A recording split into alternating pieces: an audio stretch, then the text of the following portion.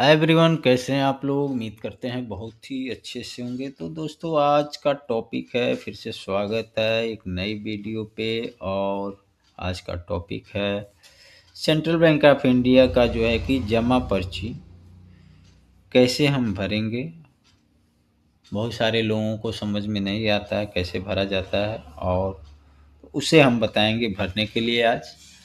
और दोस्तों, पहले जो पर्ची मिलती थी जमा करने की पर्ची, डिपॉजिट पर्ची, वो पहले दो भाग में होती थी, जिसमें से एक फाड़ करके आपको यहाँ से स्लिप मिल जाता था, और दूसरा भाग जो है कि बैंक में जमा हो जाता था। तो अब नई पर्ची आ चुकी है जो कि आपको इसमें से फाड़ करके स्लिप नहीं मिलने वाला है। इसीलिए इस वीडियो को हम फिर से हम बना रहे हैं दूसरा। इस पर्ची को हम कैसे भरेंगे, और जो स्लिप हमें मिलता था उसके एवज में हमें क्या मिलेगा, इसको हम जानेंगे। तो दोस्तों, वीडियो में लास्ट तक बने रहिएगा। अगर पसंद आएगा तो प्लीज़ चैनल को सब्सक्राइब कीजिएगा, लाइक कीजिएगा, कमेंट कीजिएगा और शेयर कीजिएगा अपने दोस्तों में। तो चलिए वीडियो को शुरू करते हैं। तो सबसे पहले जान लेते हैं कि इस पर्ची को अगर हम भर के देंगे तो हमको आखिर इसमें गारंटीड के लिए हमें क्या मिलेगा, पावती में हमें क्या मिलेगा। तो दोस्तों, इस पर्ची को जो हम भरेंगे, भरने के बाद इसको हम बैंक में जमा करेंगे, जो भी अमाउंट हमें जमा करना होगा। और इसके बाद से हमको एक प्रिंटेड रसीद मिलेगी, जो कि मशीन से प्रिंट करके आपको मिल जाएगी डिपॉजिट होने के बाद। और इस पर्ची को जो है बैंक रख लेगा अपने पास। ठीक है दोस्तों। तो सबसे पहले इसको जानेंगे हम कि कैसे भरेंगे इसको।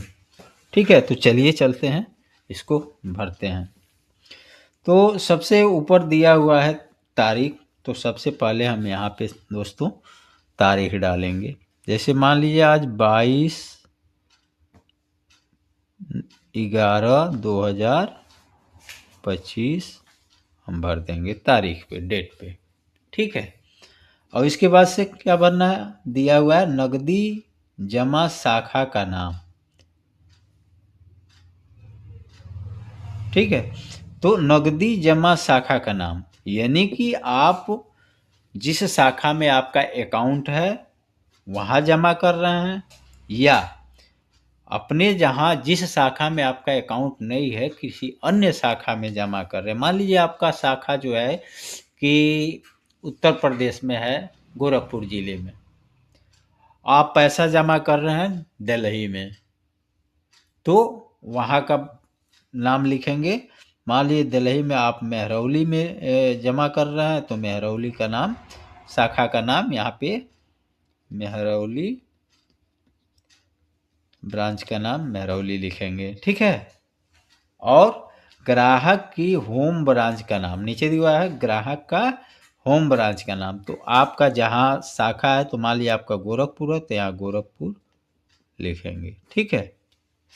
जो भी ब्रांच है, गोरखपुर, कुशीनगर, जो भी है, देवरिया, जहाँ भी आपका शाखा का नाम है, जहाँ आपका खाता है, वहाँ पे वो लिखेंगे। और अगर दूसरे ब्रांच में आप जमा कर रहे हैं तो यहाँ पे दूसरे ब्रांच का नाम लिखेंगे। अगर अपने ही होम ब्रांच में जहाँ आपका खाता है वहाँ ही पैसे जमा कर रहे हैं तो दोनों में नहीं भरना है, सिर्फ अपने ग्राहक की होम ब्रांच का नाम भर देना है।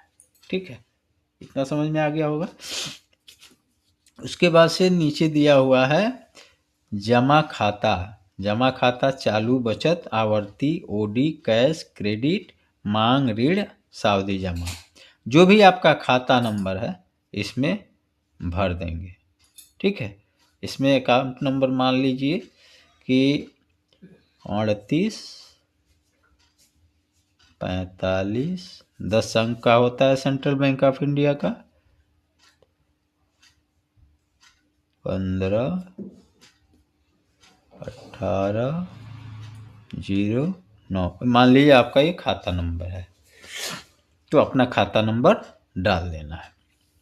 उसके नीचे दिया हुआ है खाते में जमा किया गया खाता धारक का नाम, यानी जो व्यक्ति पैसा जमा कर रहा है, जिसके खाते में जा रहा है, उसका नाम यहाँ लिखना है। तो मान लीजिए यहाँ पे आपका हो गया रविंद्र प्रताप राव, या जो भी नाम है आपका, यहाँ नाम भर दीजिए। हम सपोज दैट भर दिए, ठीक है।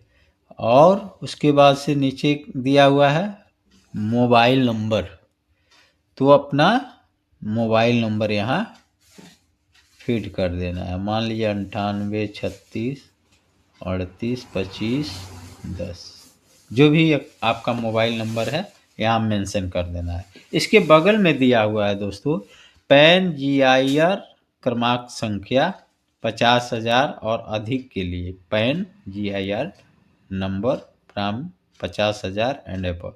यानी कि अगर आप 50,000 रुपये से ज़्यादा या 50,000 या 50,000 से ज़्यादा रुपया अगर आप जमा कर रहे हैं, उस पीरियड में आप पैन नंबर यहाँ पे लिखेंगे। तो मान लीजिए PNA225N, ये जो भी हो अपना पैन नंबर लिखना है।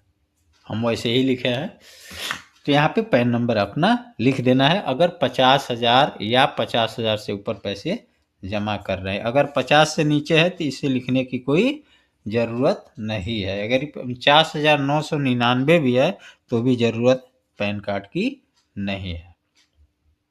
उसके नीचे दिया हुआ है कुल राशि शब्दों में। तो मान लीजिए आप 50,000 रुपये जमा कर रहे हैं, तो यहाँ पे लिख देंगे 50,000 रुपया मात्र, ठीक है दोस्तों। तो यहाँ पे आप शब्द में लिख देंगे। उसके बाद से आपका यहाँ पे कौन कौन सा नोट है, 200 का, 500 का, 100 का, 50 का, 20 का, जो भी है यहाँ मेंशन कर देंगे। यानी कि मान लीजिए आपके पास 50,000 रुपया जमा कर रहे हैं और 100 नोट 500 का है, तो यहाँ पे 50,000 रुपया इसे भर देंगे। और उसके बाद से ऐसे डैश करके यहाँ कुल राशि में 50,000 रुपया भर देंगे, ठीक है दोस्तों। अगर आपके पास कोई और भी नोट है तो उसको मेंशन कर देना है। अगर मान लीजिए 500 का नोट जो है कि आपके पास 80 है और 20 जो है कि 10,000 का जो है कि 200 का है, तो आप 50 नोट यहाँ डाल देंगे, 80 नोट इसको डालेंगे और 50 नोट 200 का डाल देंगे। यहाँ पे लिख देंगे 10,000, यहाँ 40,000 हो जाएगा। तो और इसके बाद से नीचे अपना साइन कर देना है, नाम या जो भी आप जमा कर रहे हैं अपना नाम लिख देंगे। नहीं भी लिखेंगे तो भी चलेगा, लेकिन लिखना चाहिए। मोबाइल नंबर ज़रूर मेंशन करना चाहिए, ताकि कोई दिक्कत होता है तो ब्रांच आपसे संपर्क कर लेता है, ठीक है दोस्तों। तो ये था डिपॉजिट वाउचर भरने का तरीका सेंट्रल बैंक ऑफ इंडिया का, जो नया वाउचर है। और इसके बदले में आपको रिसिप्ट के जगह पे आप जो मिलता था वो आपको प्रिंटेड रसीद जो है कि ब्रांच जहां आप जमा करेंगे वहां से आपको प्रिंटेड रसीद आपको मिल जाएगी, ठीक है दोस्तों। तो मिलते हैं ऐसे ही एक नॉलेजेबल वीडियो के साथ। तब तक के लिए दोस्तों जय हिंद, वंदे मातरम।